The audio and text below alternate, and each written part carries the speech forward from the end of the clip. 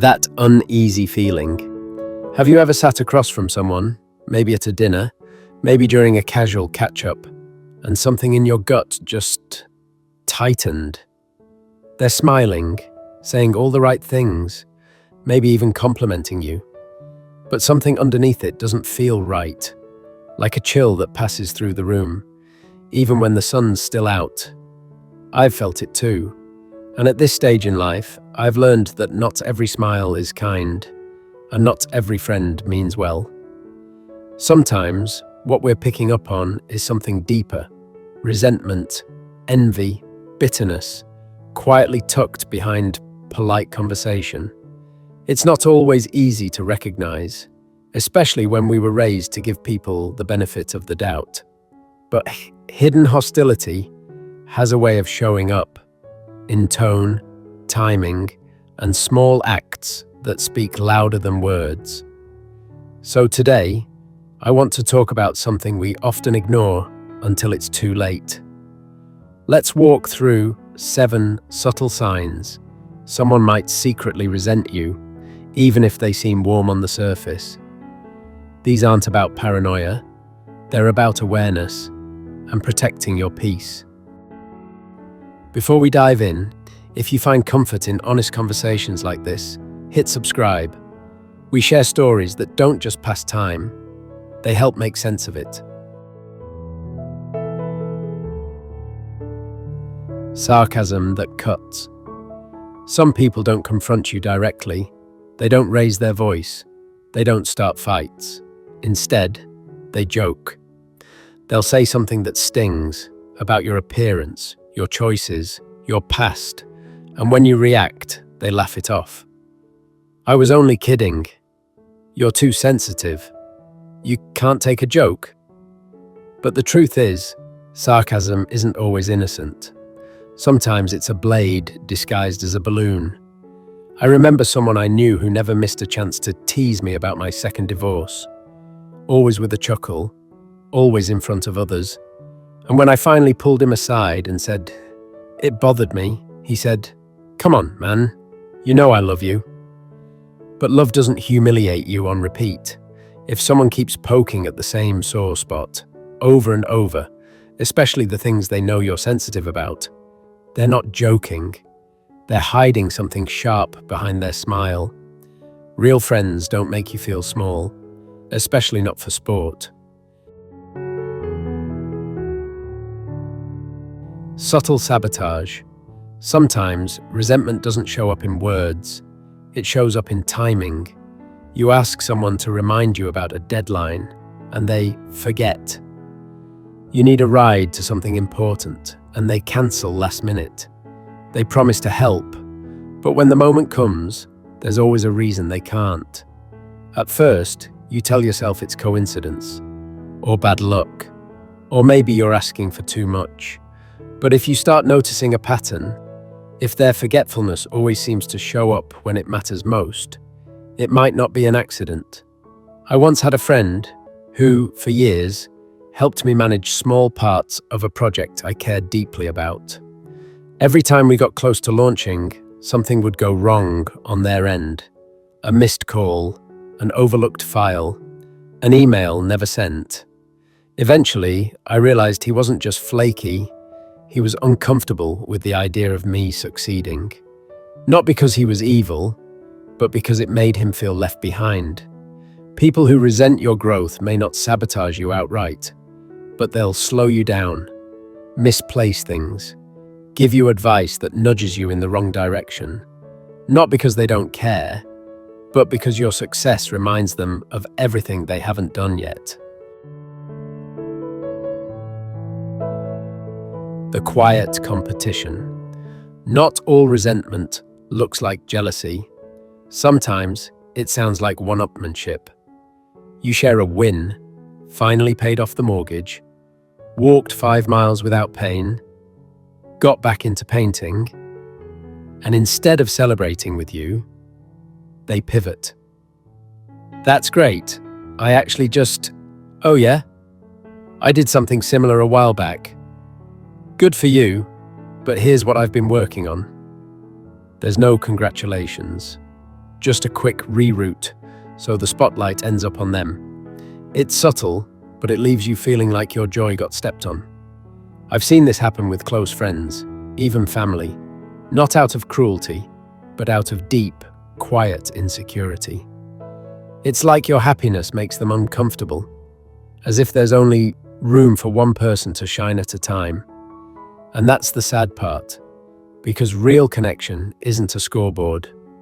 Your win doesn't take away from theirs. But when someone feels behind, even your smallest accomplishment can feel like a threat to their ego. If every good thing you share turns into a game of who's better, you're not in a friendship. You're in a silent contest you never signed up for.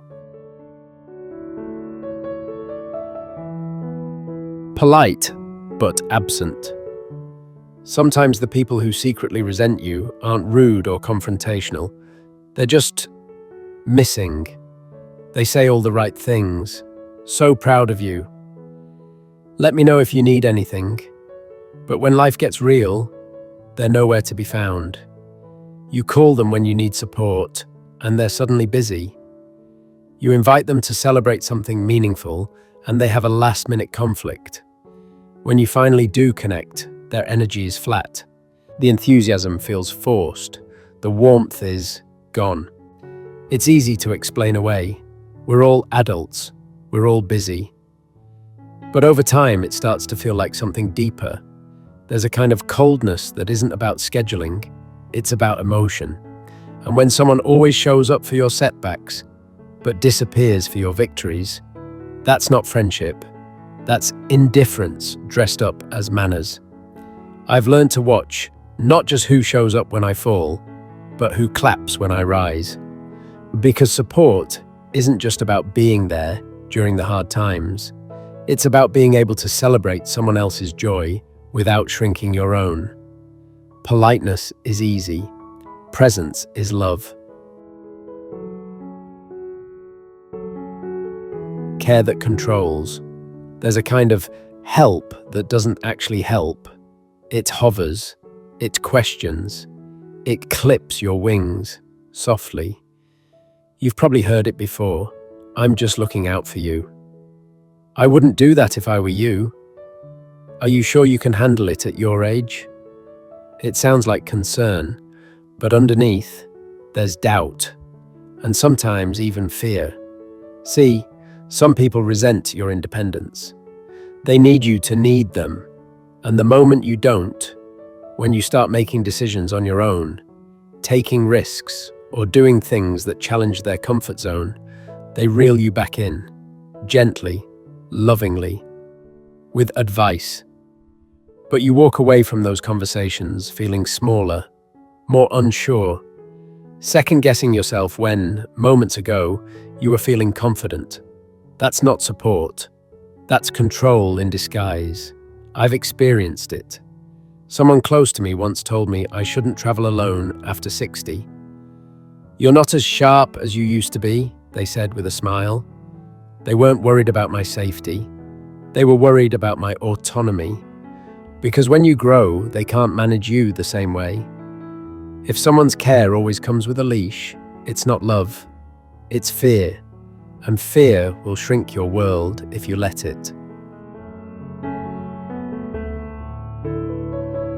The whisper behind your back. If you've ever walked into a room and felt a shift, the glance that lingers too long, the smile that feels pasted on, you might already know this one. When someone harbors resentment but doesn't want to confront you, they often let it slip, just not to your face. They vent to others, drop little criticisms masked as concern, twist your story until you don't recognize it anymore. And the worst part, you usually find out through silence. Suddenly, people act distant, conversations dry up, invitations stop coming, and you're left wondering what changed when all you did was be yourself. I've had this happen. Someone I trusted chose to talk about me instead of to me. And by the time I realized it, the damage was already done. Not just to my reputation, but to the way I saw myself. That's the cruel thing about gossip. It's not just betrayal, it's erosion. It eats away at your confidence from the outside in. Sometimes, when someone can't deal with their own insecurity, they try to make others question yours. So if you sense something shifted and you don't know why, trust that instinct.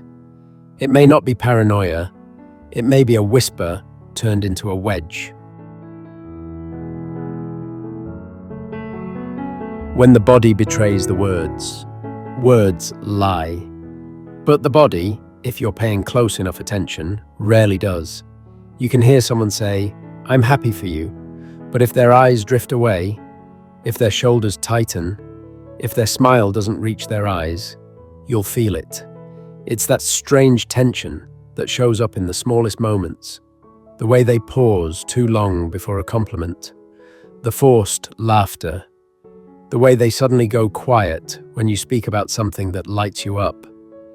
You may brush it off as nothing. You may tell yourself you're being too sensitive, but your instincts are wiser than you think. I remember sharing some good news once, something small but meaningful to me, and the person I told gave a slow smile, nodded once, then changed the subject. No follow-up, no warmth. And my gut, it clenched. That's the thing about resentment. It leaks. Through posture, through silence, through expressions people don't realize they're making. Carl Jung once said, "Until you make the unconscious conscious, it will direct your life and you will call it fate." What he meant was, people carry things they don't even see in themselves, but those things don't stay buried. They surface in how they look at you, how they respond to your joy, how they show up or don't. And if you slow down and watch, you'll see the truth long before it's spoken. If any of this sounds familiar, I want you to know, you're not imagining it. You're not too sensitive. You're not overreacting. You're simply noticing what your heart already knows. Resentment isn't always loud. Sometimes it comes in a whisper, in a glance, in the silence after something good happens in your life. And the older I get, the more I realize it's not about being liked by everyone. It's about being at peace with yourself, even when others aren't. You don't have to confront every person who holds something against you, but you can set boundaries. You can choose where you place your energy. You can pay attention to who feels safe and who only pretends to be. Let their behavior teach you, not break you. The people who celebrate your wins, show up when it matters, and help you feel like more, not less. Those are your people. The rest, let them go with grace. Thanks for spending this time with me. If anything here spoke to you, leave a comment below. I'd love to hear your story. And if you found this helpful, share it with someone who might need to hear it too. Take care of your peace. You've earned it.